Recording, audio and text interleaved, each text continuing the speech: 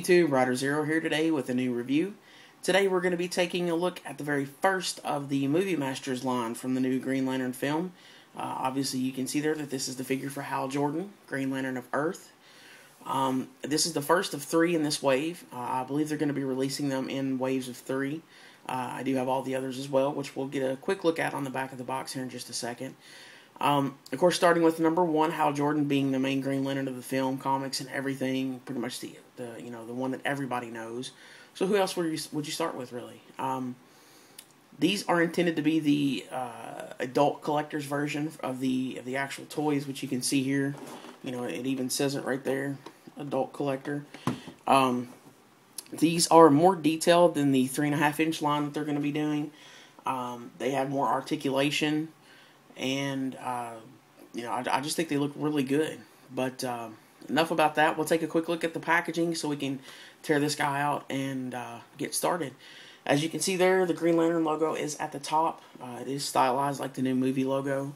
At the bottom of the package, you can see here, it has the Build Parallax, including Collect and Connect arm, which you can see kind of going up the side of the box there. It says Movie Masters Hal Jordan there. On the back, it shows a silhouette of the Parallax figure that will eventually be completed when you collect all 14 pieces. The first wave comes with the three arms that you see there. All three arms are identical. They don't do anything different, but I think they have a wire inside of it that allows you to kind of pose it.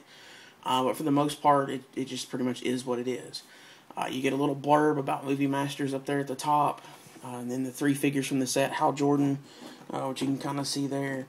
Tomar Ray, which is number 2, and then Rotlop Fan, which is number 3.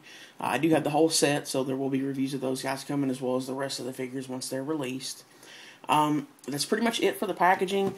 I probably won't show packaging from here on out for the rest of the series because it's all the same, except for the name at the bottom. But for now, we're going to go ahead and get this guy busted out of the package. And we're back with the Green Lantern busted out of the package.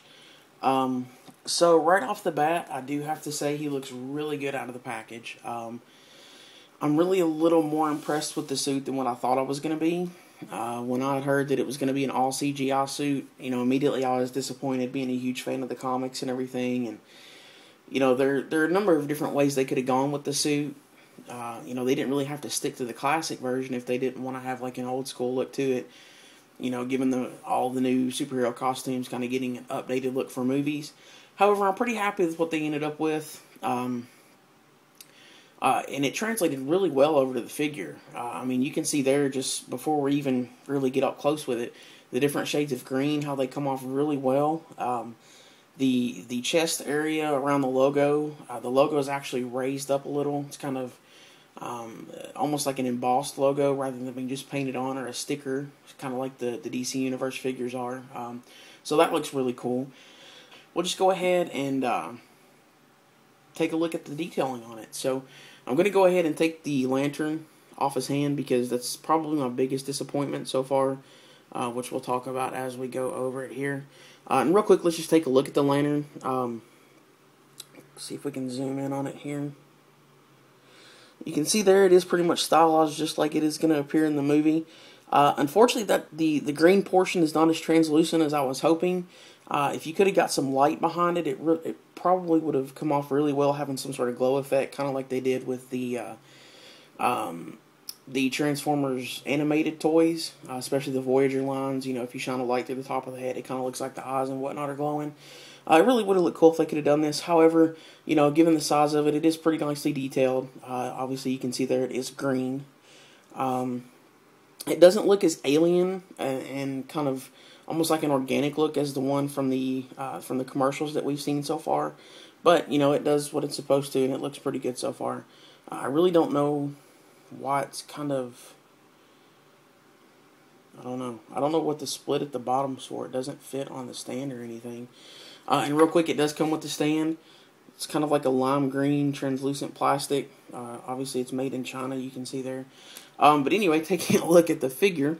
Starting off with the head. The head looks really nice. Obviously, it really looks like Ryan Reynolds.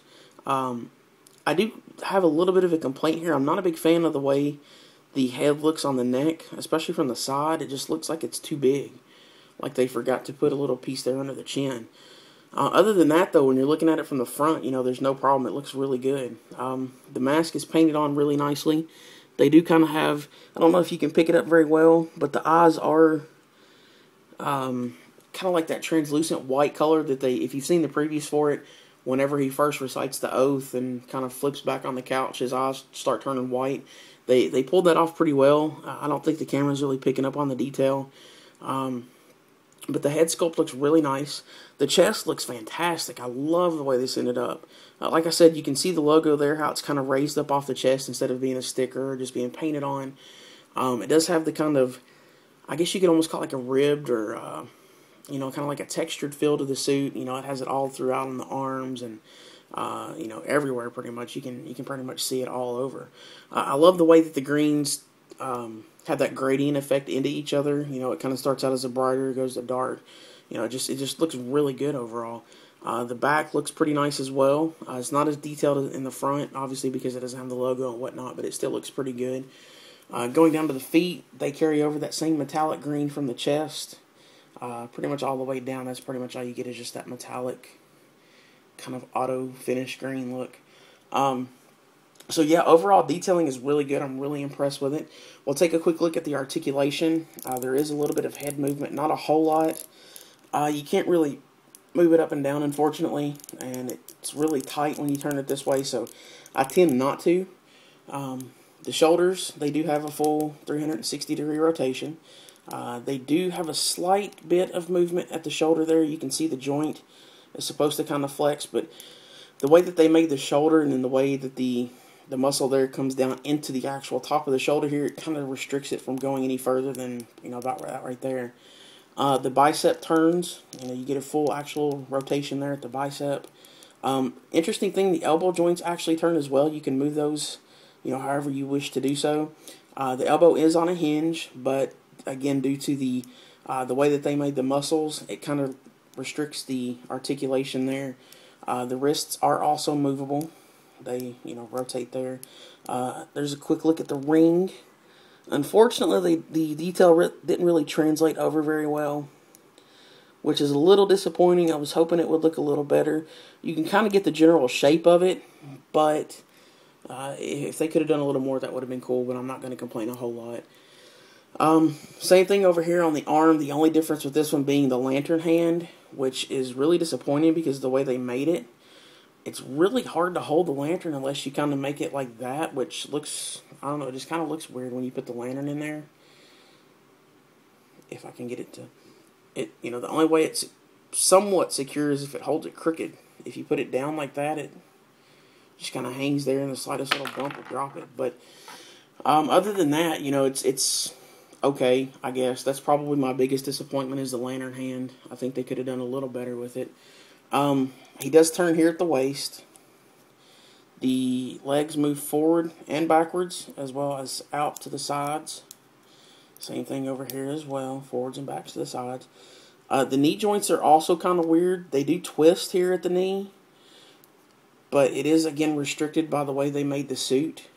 It's about as far back as it goes without feeling like you're going to break it. Same thing over here. That's about as far back as it goes if I pull it on camera there. And then the ankles, they do have rotation there, and they do have a slight bit of movement up and down, but not a whole lot. And then on the bottom you get the peg hole there for the stand that's included. So, overall, it's not a bad figure. Compared to the 3.5-inch line that's out, it's fantastic. I'm a little partial, again, like I said, because I'm a huge Lantern fan. And I'm probably going to collect them regardless if I hate the next wave or if I think they look like crap or whatever. But if you're a fan of the Lantern, if you're a fan of the movies, I definitely recommend it. It looks really good compared to the 3.5-inch line, again, like I said. And I think it's a good starter. And I think pretty much any Hal Jordan fan is going to be happy with it. So that's pretty much it. Real quick, we'll take a look at the Parallax. I almost forgot to show that. The Parallax arm that it comes with, they all look the same. They're made of this translucent rubber material.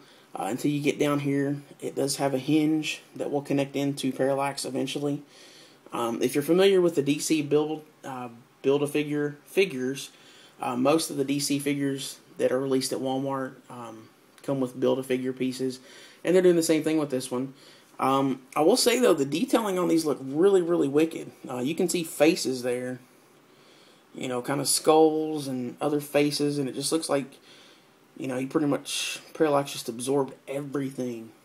At the end of it here, you get a nice kind of demonic-looking skull. You get claw fingers that are also skullish. It does have a wire. I don't know if you can kind of see it there going through the middle, the darker portion here. The wire does allow it to kind of hold certain poses. I'll put it a little, there we go. But other than that, that's pretty much all it does. So I'm anxious to get the rest of them, as well as the body and whatnot, to build the whole figure and see how it eventually turns out. But yeah, that's pretty much going to do it. I hope you guys enjoyed the review. If you have any questions or anything, please let me know. I'll be happy to address them in future videos if you have any critiques or whatnot. Don't forget to check out ridersrangersandrambles.com. You can follow me on Twitter at twitter.com/riderzero. And don't forget to check out the Ram boards. Listen to the podcast, Toka Riff Theater, all that good stuff. Go sign up. You can get it. You have a chance to win a 1,000 yen gift certificate right now with CS Toys. So go sign up. If that's not incentive to join, I don't know what would be. So that's it. Thanks for watching. Take care.